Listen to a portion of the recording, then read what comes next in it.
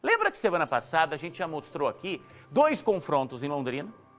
2 perseguições, 2 abordagens da polícia que, infelizmente, acabaram com a morte dos criminosos, porque os criminosos revidaram a ação da polícia, fizeram menção de atirar e a polícia não vai esperar ninguém atirar.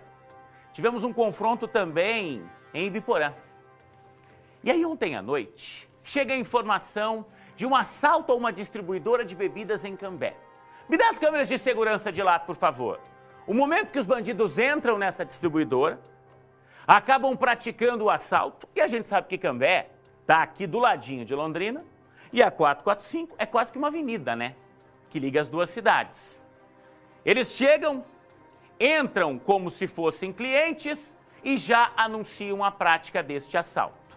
Vão para o caixa, dominam todo mundo e a partir daí a polícia é informada. Perceba querendo dinheiro, ó.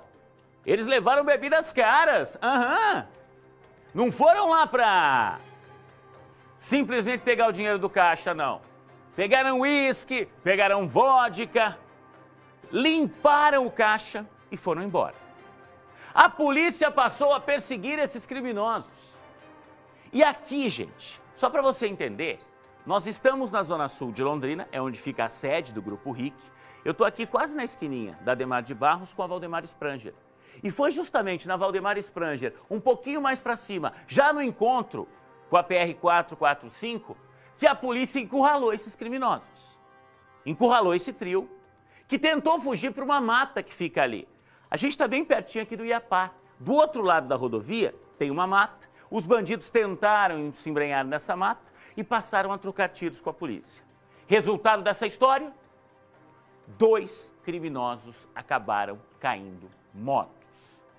2 criminosos acabaram morrendo na troca de tiro com os policiais. Eu tenho a reportagem completa e, na sequência, eu quero ouvir do comando da Polícia Militar, o Major Nelson Villa, que está aqui com a gente, um pouquinho mais de explicações destes confrontos. A gente tem tido aqui em Londrina um número grande. Se a gente levar em conta que na última semana foram 6 na região, 5 aqui em Londrina, em 7 dias, esse é um número alto para a polícia, nós vamos ouvir o comando da polícia. Antes, reportagem completa no ar. No flagrante feito por moradores da região, tiros e medo. Nossa, muito tiro aqui, gente. Olha isso. Olha lá, os carros parando na rodovia, dando ré. Tudo aconteceu por volta das 9h30 da noite no viaduto da PR 445, sobre a Avenida Valdemar Spranger, na zona sul da cidade. A movimentação foi grande. Várias viaturas foram até o local. Nesta imagem, o carro utilizado pelos criminosos. Repare que a placa foi adulterada com fita isolante. Ao lado do viaduto, na marginal da rodovia, mais movimentação.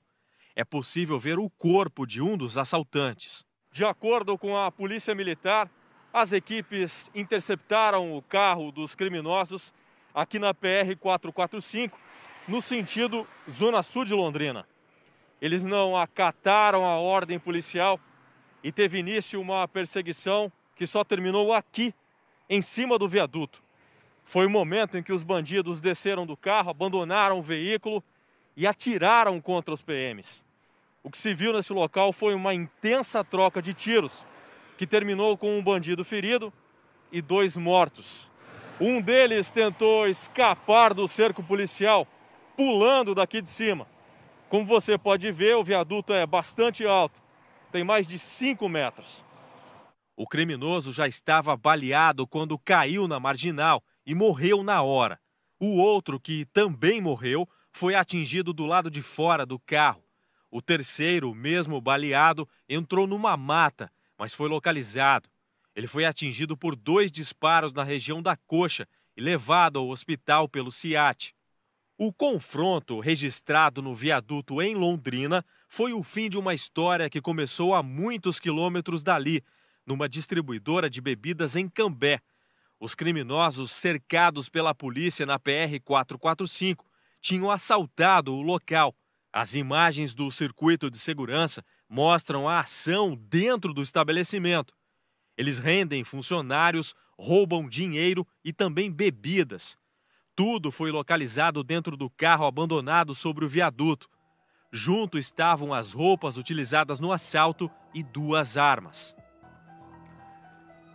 A polícia não tinha no momento, a identificação desses criminosos que acabaram caindo mortos no confronto. Mas o Instituto Médico Legal acabou de nos informar que eles foram identificados. Israel Fernando Sucupira, 19 anos de idade, e Bruno Henrique Silva Batista, de 21 anos, Os 2 moradores de Cambé, os 2 já com passagens pela polícia. Deixa eu voltar com o Vitor aqui, que está com o Coronel Nelson Villa aqui, para a gente entender um pouco de tudo isso.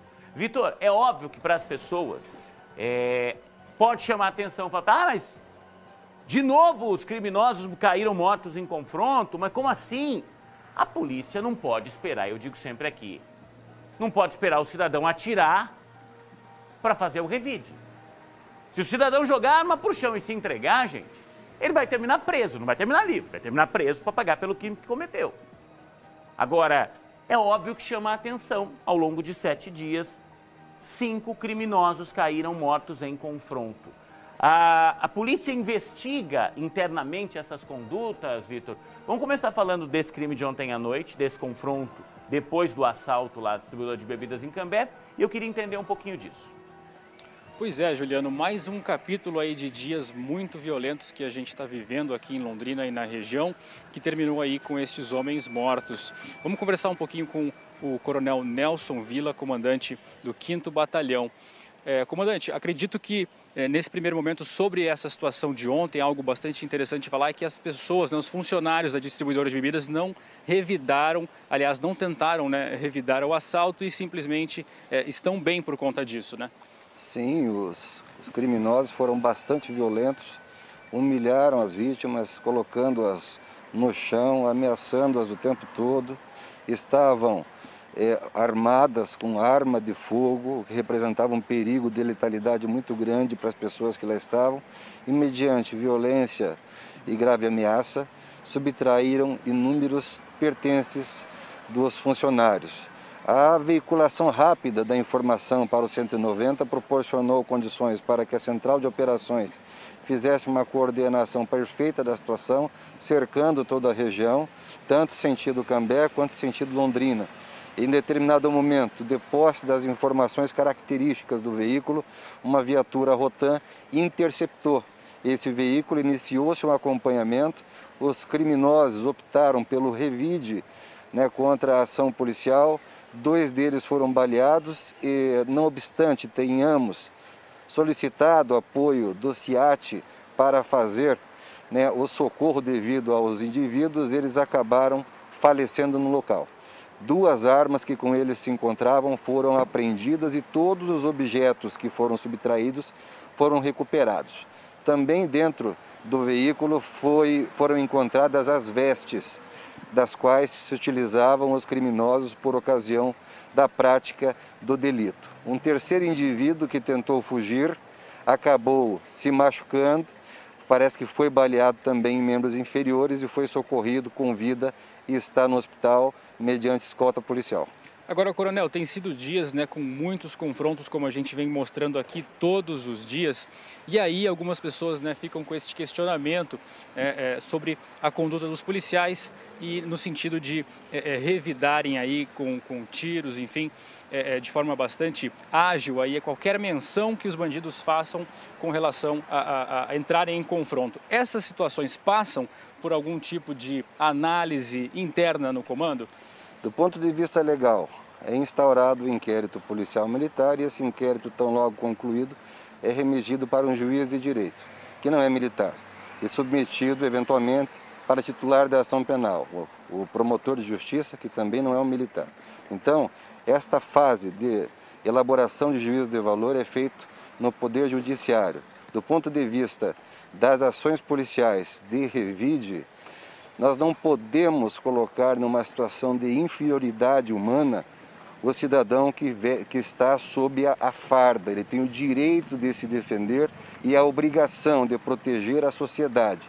Em nenhum desses casos não havia flagrante. E não é o flagrante que determina a ação de uso de força letal. mas a reação daquele que está em flagrante. Se a simples verbalização for suficiente para que a pessoa se entregue, nem uso de força física haverá. Se a pessoa sacar de uma arma, é direito do policial se proteger. Indicar, em qualquer hipótese, esse comandante a possibilidade de que um policial dele fosse exigido que ele não atirasse numa situação dessa, seria um ato de não reconhecimento da humanidade do meu policial e, ao mesmo tempo, o incentivo a uma conduta autofágica de sacrifício da própria vida em benefício de criminosos. E o nosso juramento dá conta de que temos que sacrificar a própria vida, se for o caso, em benefício da coletividade e da sociedade honesta. Muito obrigado, Coronel, pela participação aqui conosco ao vivo no Balanço Geral. Juliano, voltamos com você no estúdio. Eu não sei se o Coronel Vila me ouve aí, ô Vitor, mas se ele não ouvir, por favor, transmita ele. Pode voltar comigo aqui. Eu concordo em gênero, número e grau com o que disse o Vila. Por quê? O policial, e a gente às vezes esquece disso, ele é um homem de carne e osso como eu. Ele tá com uma farda ali que não é um uniforme de super-herói, que não é uma armadura. Ele, obviamente, não vai esperar ser morto para virar herói. Não! Se alguém levantar uma arma para atirar contra o policial, ele tem sim, Vitor, que revidar. E eu concordo exatamente com o que disse o Coronel Nelson Vila. A polícia é composta de homens, de gente, de seres humanos. Como eu, como você. Se houver exagero, obviamente que isso tem que ser apurado, isso tem que ser depois alvo de um processo judicial, alvo de uma condenação. Ninguém está passando a mão aqui em nada. Mas, repito, o policial não pode esperar ser morto para fazer o revide. Obrigado, Vitor. Obrigado ao Vila. 12h20 agora. Vamos continuar acompanhando todas essas histórias. Aliás, daqui a pouco tem mais um confronto, né? Daqui a pouquinho eu vou trazer detalhes de mais um confronto registrado ao longo desse final de semana extremamente violento. 12h20 agora.